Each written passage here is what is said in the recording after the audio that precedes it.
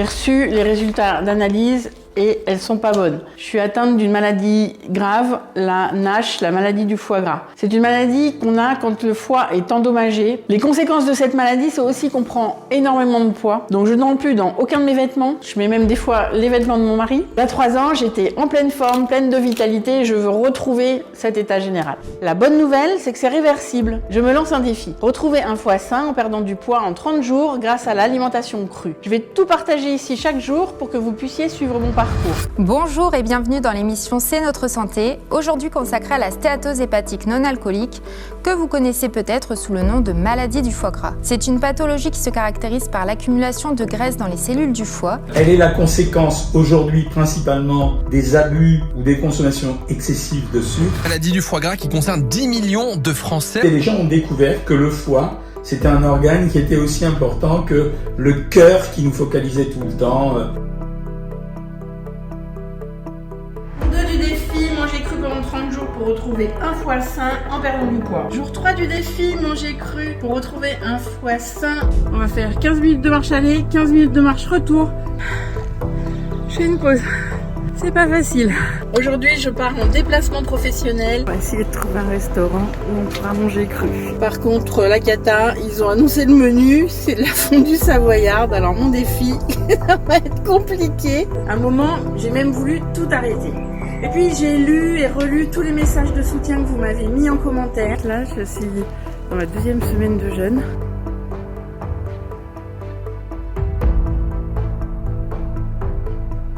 Bonjour Romane.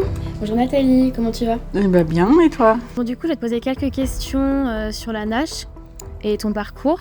On va commencer sur ton histoire avec la NASH. Comment as-tu découvert que tu souffrais de la NASH? C'était lors d'un séjour dans la clinique de l'obésité à Saint-Thierry-la-Perche. On fait 3 semaines où on est à l'hôpital et ils nous font passer tout un tas d'examens. Et donc j'ai eu une échographie du foie et il en est ressorti que j'avais la NASH, donc la maladie du foie gras. D'accord. Et quels ont été les premiers symptômes qui t'ont alerté? Il n'y a pas de symptômes. Moi, tout va bien.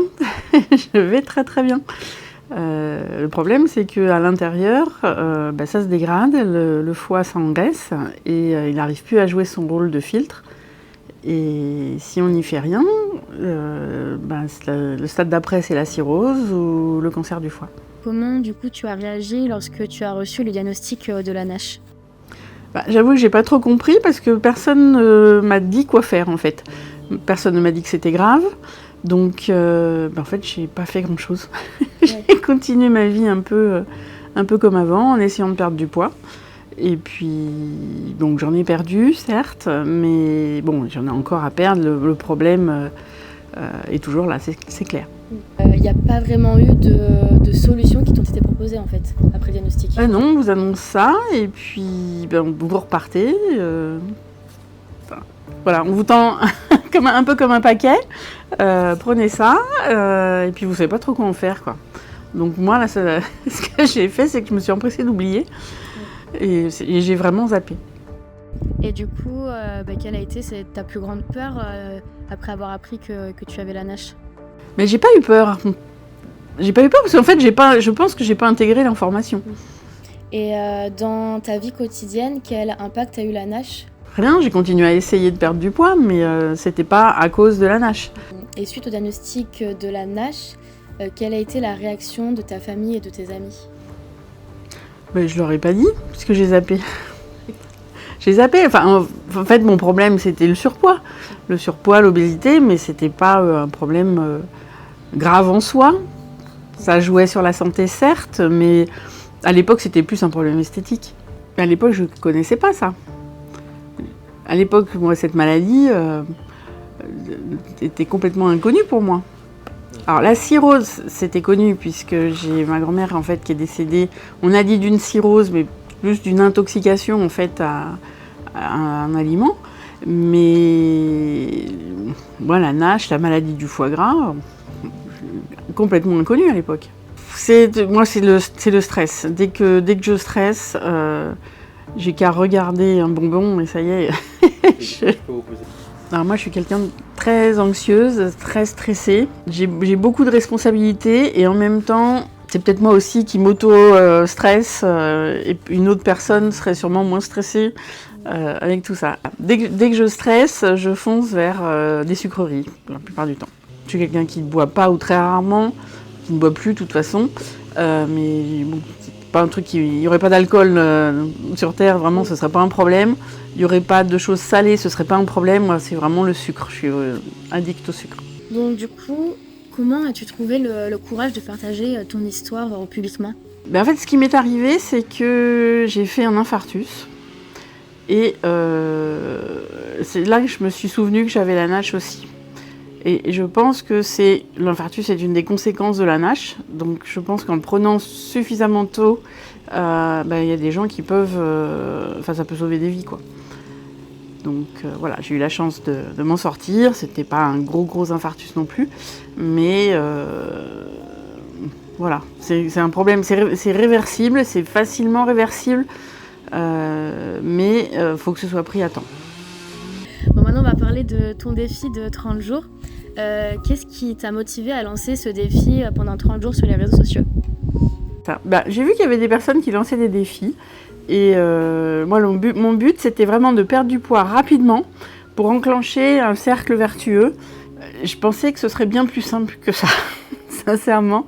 Ça a été compliqué, du coup, au bout de 15 jours, j'ai dit je pars jeûner, parce que là au moins j'aurais pas les tentations ni le stress, je prends 15 jours pour moi et je pars jeûner. Donc au final j'ai perdu dans ces 30 jours 8 kilos, ça m'a déjà bien aidé. Alors j'en ai repris un peu parce que quand on revient dans le monde normal, forcément on reprend. Mais voilà, le cercle vertueux est là, mais c'est plus difficile que je pensais.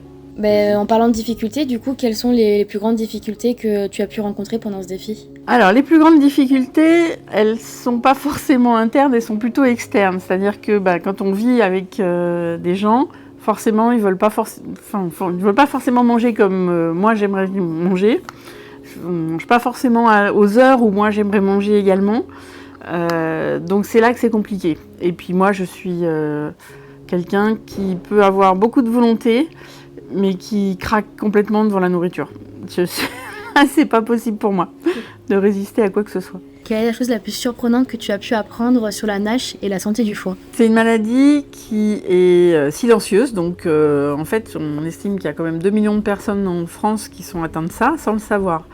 Donc ça devrait être une priorité nationale, puisque si on ne fait rien, ça se transforme en cirrhose et en cancer du foie.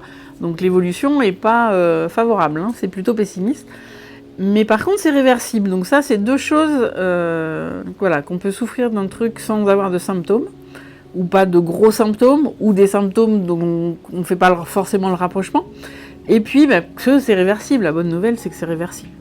Pourquoi les gens devraient manger cru et ne pas cuire les aliments ? Alors, quand on mange cru, ou à la vapeur douce, on peut aussi manger des choses à la vapeur douce, on garde les vitamines qui sont contenues dans les aliments, dans les végétaux. Au-delà de 42 degrés, on commence déjà à perdre des vitamines. Alors, on ne les perd pas toutes, mais elles commencent à disparaître et au-delà de 100 degrés, il n'y a plus rien. On peut manger un petit peu de cuit, mais il ne faut pas monter la cocotte minute ou des choses comme ça. La vapeur douce, c'est quelque chose d'intéressant parce que on ne délave pas en fait le légume. Moi, je sais que manger à la vapeur, c'était vraiment pas mon truc parce que j'avais le machin en plastique à 3 étages et tout se délavait, l'eau retombait dessus, donc on avait au final un truc qui avait aucun goût. Voilà, si on fait des choses à la vapeur douce avec un couvercle qui est adapté pour que l'eau ne ruisselle pas sur les aliments, mais à côté, vous arrivez à faire des trucs extraordinaires. Donc non, c'est pas fade du tout la cuisine. Est-ce que tu manges cru tous les jours ? Alors, je mange du cru tous les jours, oui. Après, est-ce que je fais que des repas crus tous les jours ? Non. C'est compliqué. Alors, quand je parle d'aliments crus, ça exclut la viande, le poisson. C'est vraiment que les végétaux. À la limite, c'est vraiment des repas qui sont véganes. Ça peut convenir aux véganes. C'est sans gluten, c'est sans lactose, c'est sans produits animaux. Quelles sont les habitudes que tu as dû changer pour mieux gérer la NASH ? Alors là, je me suis mise à manger beaucoup plus de cru. J'ai réintégré les jus de légumes et ça fait un bien fou. Voilà, c'est des petites routines à faire et puis là, faut que je continue et je vais vraiment essayer de faire au moins une journée de jeûne ou de monodiète dans la semaine. Tout à l'heure, tu nous parlais du coup de la famille et des tentations qu'on pouvait avoir. Donc, quelles sont pour toi du coup les stratégies pour surmonter à ces envies pendant le défi? L'idéal, ce serait qu'il n'y en ait pas à table, qu'il n'y en ait pas dans la maison. Ça, c'est pour moi un gros problème. Après, par exemple pour le pain, moi je me rendais pas compte que manger du pain, en fait, c'était manger du sucre.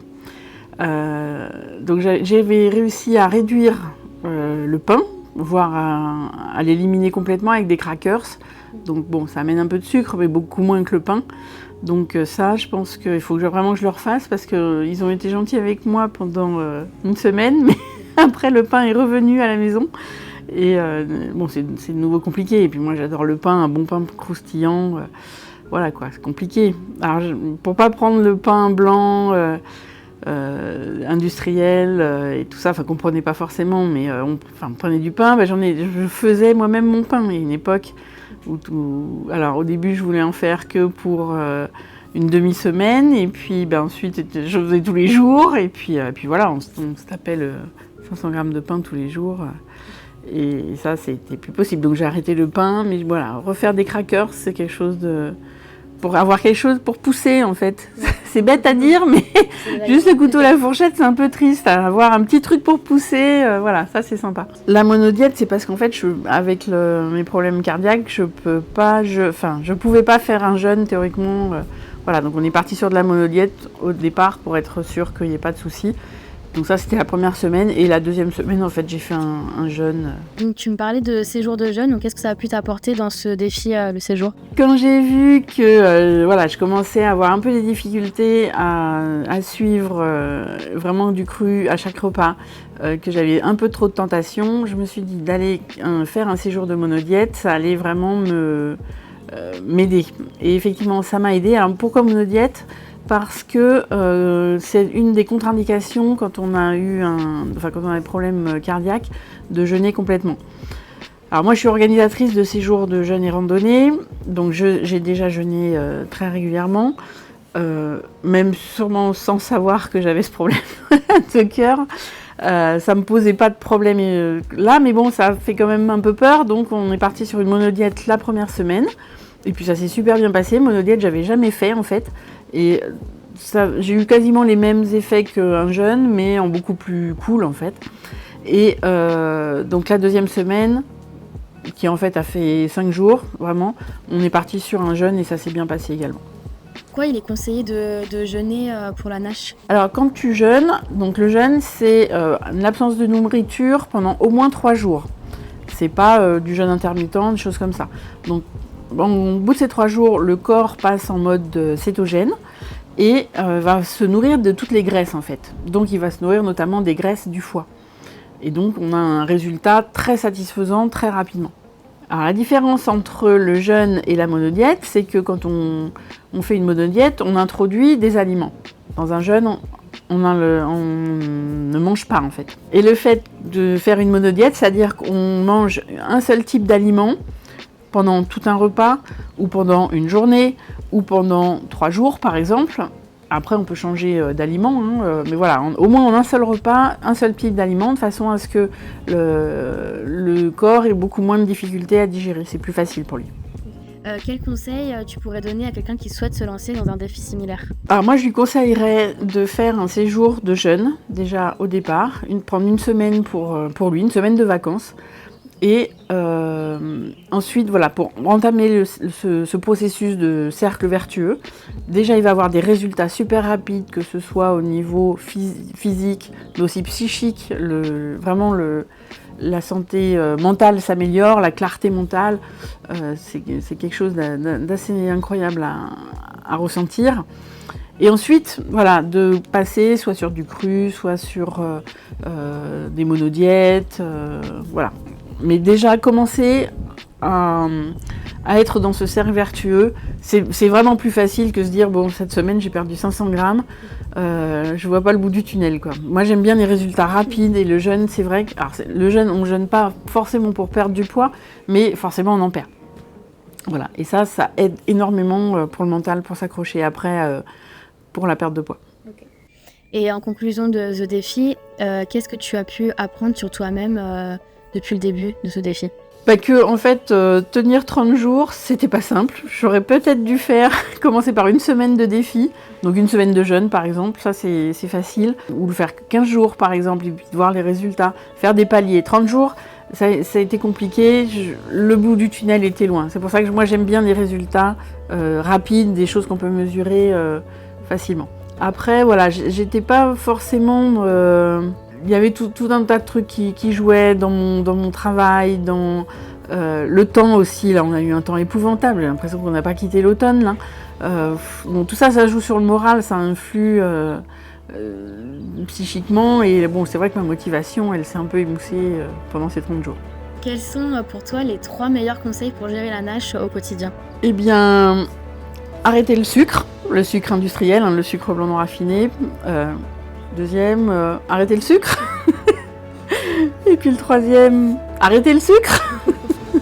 Voilà, non mais sérieusement, c'est le sucre en fait qui se transforme en graisse ensuite dans le corps. C'est pas, on peut manger gras, il y a les bons gras, et ça c'est pas gênant. Ça, voilà, mais on a du mal à se rendre compte dans tous les sucres qui sont cachés partout en fait. Mais c'est pas forcément parce qu'on mange mal. Parce qu'on mange des plats industriels, parce qu'on boit du coca. Moi, je ne mange quasiment jamais de plats industriels. Je ne mange pas de soda. Je bois que de l'eau ou des tisanes.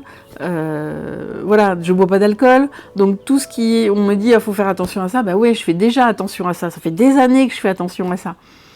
Donc c'est pas ça le problème. Il faut réussir à trouver vraiment comment arrêter. Le sucre, par exemple, le pain, je pense que c'est les premiers trucs à arrêter, quoi. Quels sont les meilleurs aliments qui favorisent la santé du foie ? Alors, c'est déjà tout ce qui est légumes verts, les feuilles, la salade, les blettes, les épinards. Après, il y a aussi tous les choux, tous les crucifères. Donc, ça, c'est très très bon pour le foie. Ensuite, on peut parler des fruits. Alors les fruits, il faut les prendre au sens large, au sens botanique, c'est-à-dire que c'est tout ce qui est issu d'une fleur. Donc une tomate, c'est un fruit, un concombre, c'est un fruit, une courgette, c'est un fruit. Donc voilà, et manger des fruits, c'est bon aussi, c'est parce que le fructose du fruit, c'est pas du tout le même que le fructose industriel. Donc, alors, faut pas abuser des fruits, mais on peut manger des fruits, si vraiment ça nous plaît, on peut le faire, il n'y a pas de problème. Et puis ensuite, il y a tout ce qui est racines aussi, tout ce qui est légumes en fait. Les carottes, les panais, les betteraves. La betterave, c'est très très bon pour le foie également. Tout ça, si on peut les prendre sous forme de jus, ça c'est encore mieux parce qu'on a un shot de vitamines qui est assimilable tout de suite par l'organisme sans toutes les fibres. C'est incroyable, toutes les fibres qu'on enlève quand on fait un jus. Et ça, c'est revigorant, ça faut vraiment boire des jus, c'est alcalinisant aussi. En fait, quand on est malade, c'est parce qu'on est acidifié. Et tout ce qui acidifie, c'est la viande, les céréales, donc le pain.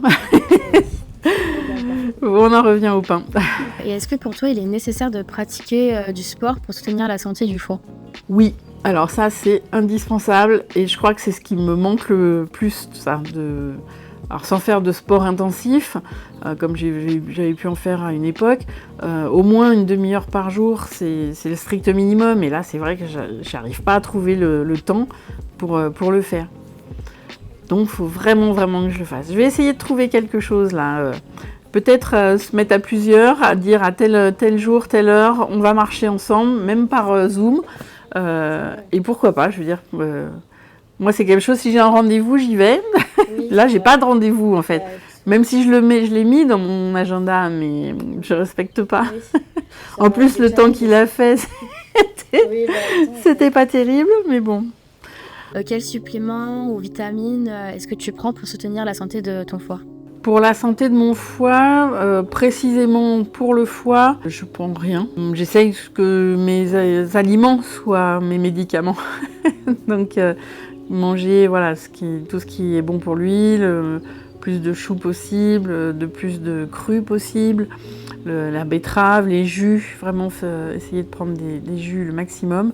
Après, ce qu'il faut faire attention, c'est au taux de vitamine D, surtout qu'il n'y a pas eu beaucoup de soleil, donc on n'assimile pas ça, donc il faut faire attention à ça, aux carences en vitamine D, et puis éventuellement le fer à surveiller.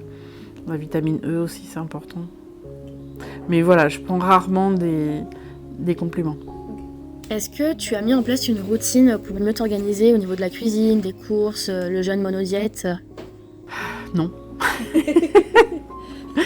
Voilà, essayez peut-être d'aller chercher des fruits et des légumes frais tous les 2 ou 3 jours maximum, pas en avoir trop d'un coup parce que ils vont se dépérir et puis ils vont perdre beaucoup de vitamines. Essayez de prévoir ses repas, ça aussi c'est important, comme ça on n'achète pas des choses qui ne sont pas prévues dans les repas. Prévoir les repas, il suffit de dire tel jour je vais manger ça, voilà.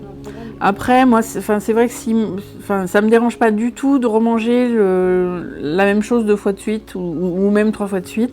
Et puis s'il m'en reste encore, après je le transforme en crackers, donc c'est pas un problème. On peut faire des choses, au lieu de râper une carotte pour un soir, le lendemain refaire une carotte, voilà, on en râpe pour 2-3 jours et puis on garde au frais, c'est bon aussi. Après, on peut présenter les choses différemment aussi. On peut faire une salade, puis après on peut faire des wraps, on peut faire des rouleaux de printemps, ça aussi ça fait partie des trucs. Et puis surtout, aller faire les courses en ayant mangé. Ça évite de ramener tout le magasin. Quels équipements de cuisine sont indispensables selon toi pour la cuisine végétale sans cuisson? Alors, un blender déjà pour faire des soupes ou des smoothies. Le robot lame S, donc ça c'est le robot qui râpe les carottes. En dessous, il a un bol avec une lame en S, donc ça aussi. Donc tout ce qui est solide, ce sera le robot lame S. Tout ce qui est liquide, ce sera les soupes, les smoothies, ce sera le blender.